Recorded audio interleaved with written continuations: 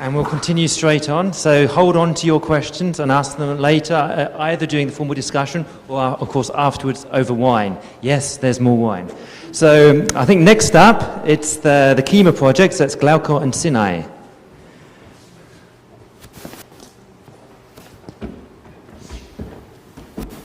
Hello.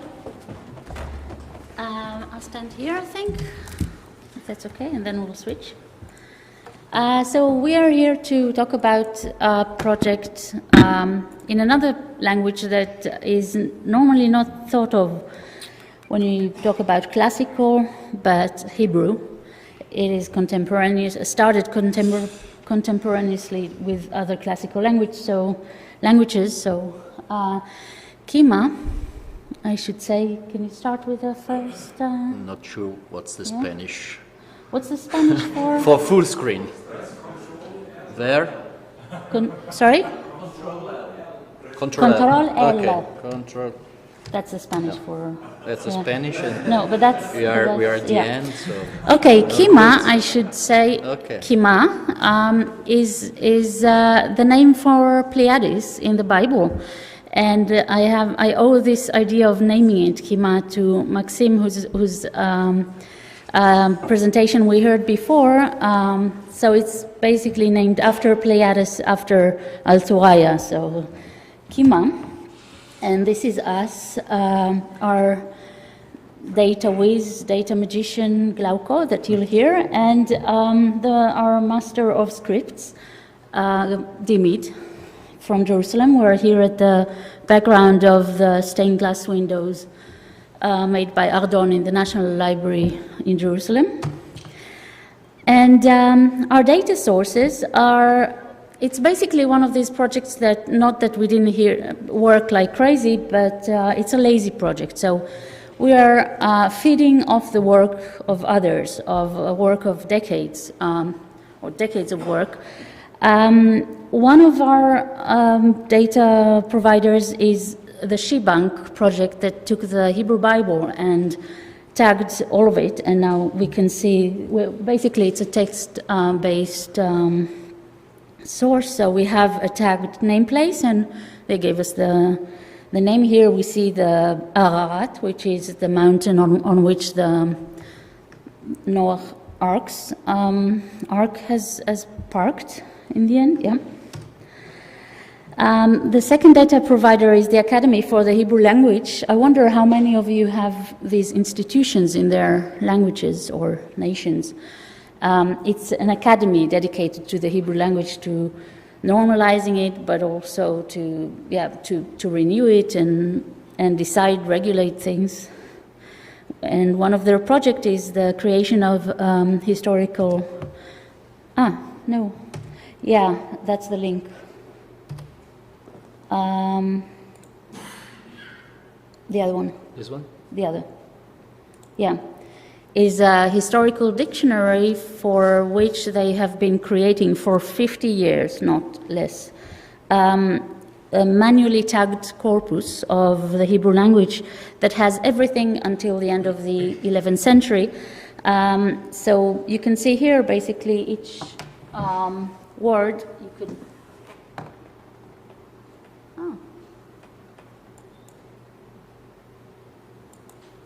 Okay, can you make it open?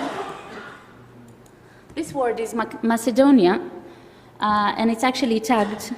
You can open it and see it's a place name, and we also got all the place names from them, so that's already a lot of work that we spared ourselves, so we didn't actually annotate almost anything yet.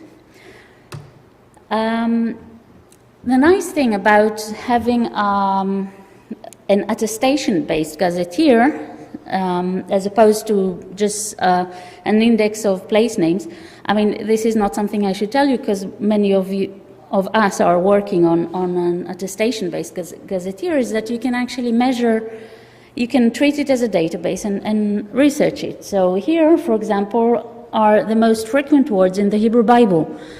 I keep asking people who work with the Bible, who are scholars of the Bible, none of them guesses the first, the most frequent place name in the Bible when they give the first 5 guesses. Any idea? Someone who didn't hear it before? Sorry? Where's that? Any other names that are the most frequently mentioned in the Bible?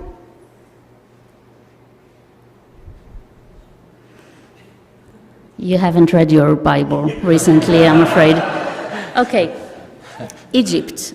People usually think about Jerusalem but say, no, it's probably not Jerusalem because that would be obvious. So maybe Bethel, maybe Shechem. They guess all these places that are in Judea, the ancient Judea. They mention other places, but actually the most frequently, Jerusalem is the first, but most of the other names are actually the names of Babylon, and Egypt is the most frequent one. Babylon is the third, the Jordan, Assyria, Shomron, the other is always the one that is most frequently mentioned. Go ahead. Okay, now to a different source altogether, another low-hanging fruit, so something that is easily picked up and is based on a lot of work, is the National Library of Israel catalog.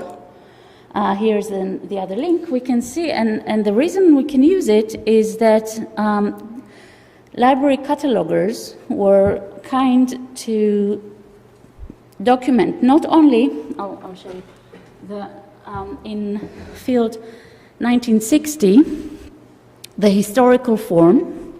So the way the place of publication is actually mentioned normally on the title page, and that is what gives us the attestation. But also they added another field in 9751 or 751, where the name is normalized, whether in Hebrew or in Latin, normally in English letters, and this will help us identify this place name automatically. So we have a way of using the catalog, and then we can query it further, and what we see here is the stream graph kind of histogram of the variations of Lvov, which is today Lviv, the Ukrainian city, a very important publication place, that changed its place name over time with Lemberg, the Germanized form. But also Lemberg was written in many ways, whether it was in Hebrew or in Yiddish. Yiddish is another language with a Hebrew script that added vowels, so we have a lot of forms here. No, go back for a moment.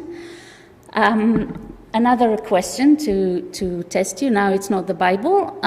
This is meant mainly for the Spanish among you, but it's a Spanish history riddle.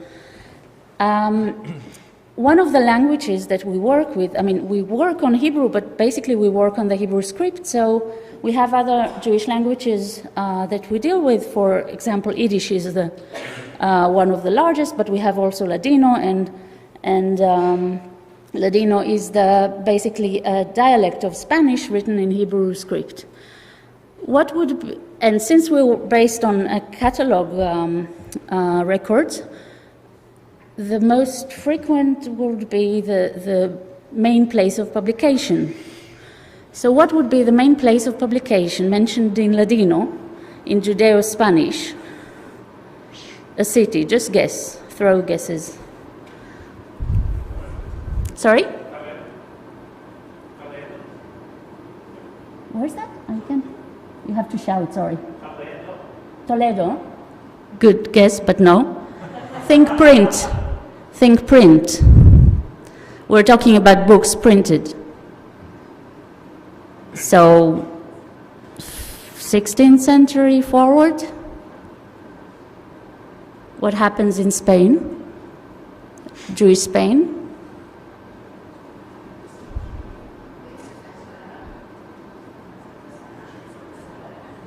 Sorry?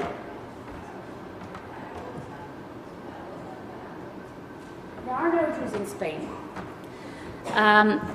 Jewish Spanish, or Spanish Jewish, the Ladino, is no longer, doesn't exist in Spain. The Jews were expelled in 1492, so the print is actually the main place, and you should have known that, Thessaloniki. This is by far one of the greatest centers of publication, and the main language there is Judeo-Spanish. So, okay, I wanted to show this graph, but we had some problems, so. Okay, so now how it's done. Basically, we have the variants in the text, lots of names tagged, right? Let's say that our case is Jerusalem, so it can be Yerushalayim or Yerushalem. They may sound differently, but they may sound the same, but be spelled differently. All of these variants, we take them out. Then we, because spellings can be of the same name, we have to assign them to different names, the forms. So let's say Jerusalem A, which is Yerushalem, in whatever way it's spelled, and the second name, which is Yerushalayim, is Jerusalem B. Yeah. And then we have to give it a primary form to connect all these various names together. Primary form in English, primary form in Hebrew. And finally, we assign it to a place which we would also like to geolocate if we didn't have so many problems, but we will do this eventually. Go ahead. And this is your, right? No, Yeah. let's switch then. We switch. Okay. Yeah. Hopefully I can see something because my sight is not that good. Look but at that. Anyways, okay, next one then. So just a quick overview in 2 minutes of how this translates into a schema, a real schema we've developed and discussed with the Pelagius team, in particular with Rainer. Yes, I'm pretty sure you cannot read anything, as I cannot as well. So this is a, let's say, a pictorial representation of a structure of our final GeoJSON file for the Gazetteer. So nested here, you can see all the components that Sinai was describing and their main properties. So the most nested level is the attestation. So what we call also the name in text, or how the name is exactly spelled in the original text. And this usually comes also with some kind of temporal annotations based on the different sources. So we have temporal annotations that are written in natural language, other temporal annotations that are instead contain like fields and years. And once we connect one or more attestation to a variant, like in the case of Jerusalem that Sinai was mentioning, we derive the when, so the dates that are connected to this variant, taking the lower date basically from all the attestations and the highest date. So this actually is a kind of representation of how the data sources contributed to our model. So there you have the list of the 4 data providers that we mentioned that actually were used for all the things that go from names down. And on the other side we had the agron, so this authority file provided by the National Library that contains contains IDs and primary forms in Hebrew, primary forms Romanized, as well as variants, both in Hebrew and both Romanized. It's not always the case that we have both primary forms in English and in Hebrew, so in some cases we have to figure out some other ways. So this was the reference for us to match all the different records based on their names against the agron, and then connect them to unique keys and primary forms. And the other arrows that you see on the right are the data that are derived from our mapped data, so such as in the case of dates or languages, because every attestation comes with a language, and since attestation are there and are then grouped under a name, then a variant, this name will have an array of languages associated to it. So it could be Hebrew, could be Hebrew, Yiddish, Ladino, and so on and so forth. Next one.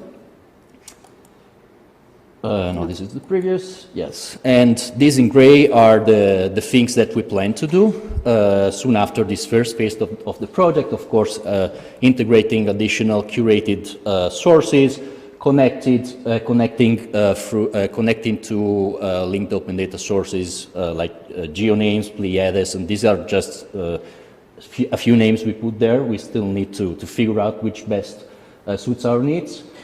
And also work on refining some natural language processing and tagging, manual or semi-automatic, through software we developed that is being integrated in Recogito, developed by DIMID. So about dates and chronology, we use the simplest model possible. So there's start date and end date, where when we had a single year, it is represented with the same start and end date. When we had a before or after notation, you either have only start date or end date, and when you have a range, of course, you have different start and end. And this is a schema I described briefly before of how we go from dates of attestations up to dates connected to the variants, and then up to dates connected to the place. Okay. So to conclude this overview, this is a nice linear workflow that, of course, in reality, as somebody was mentioning yesterday over dinner, it tends to be like iterative and endless process.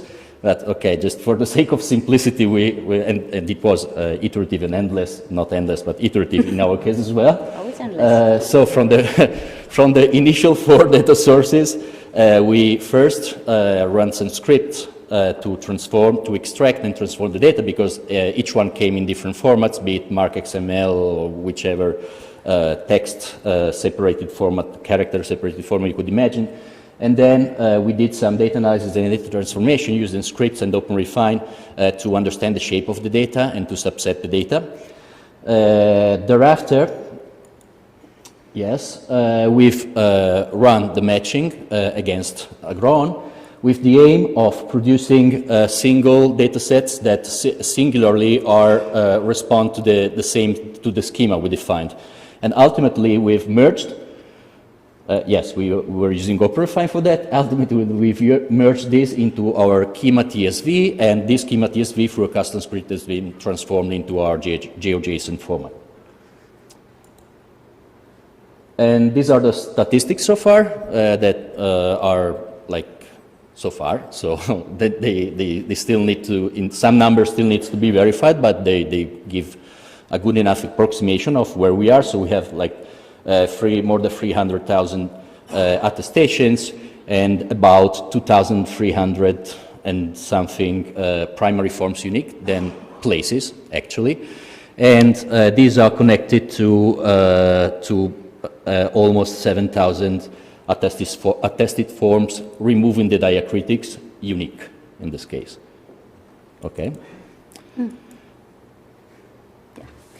Okay. So just to give you a feel of the problems that we have in, to share our Hebrew predicaments, the word you see on the large word you see can be read as gazar. Gazar, I just have to remind you, Hebrew does not have vowels. So we have g, z, r, we call it gazar, then it can mean he has ruled, it can mean he has cut, but it can also be read as gezer, which means a snippet or a carrot. We could mark it with diacritics, but normally we don't, and we are expected, and we normally know how to disambiguate just from the context. But then gezer is also a place name. Now we get to a more a problem that should actually concern many of you, and that is what do we do with places like Gezer, that is an ancient place? Here we see in the picture these ruins of the ancient Gezer. And in the background, far in the background, let's say 1 or 2 kilometers, From there is the modern kibbutz, gezer, takes the name from it.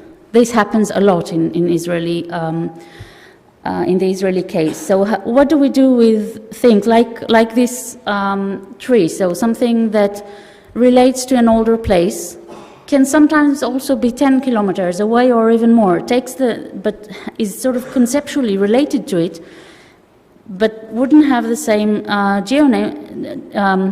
geo-coordinates, nor would it have the same period. I mean, it might actually have 2,000 years of separation in existence. Do we just consider it a totally different place name, and how do we express it in our data? Just one more problem that we have. The other word down here, migzar, can mean sector, but it can also be read as migezer, which means from gezer. So we have the propositions that relate to places from to words as these letters that are conjoined to the name. So this creates more of a challenge for NLP. We have to first truncate in the word and isolate the place name from these propositions, which in many cases also a case of disambiguation. Yeah, well, I'm not going to read through that, but we have so many plans, and of course we need to find the funding and time for that, but everything is so exciting. What we will have to do is to link to external sources for the geolocation. We'll provide the URLs to our sources as well as ours, of course, and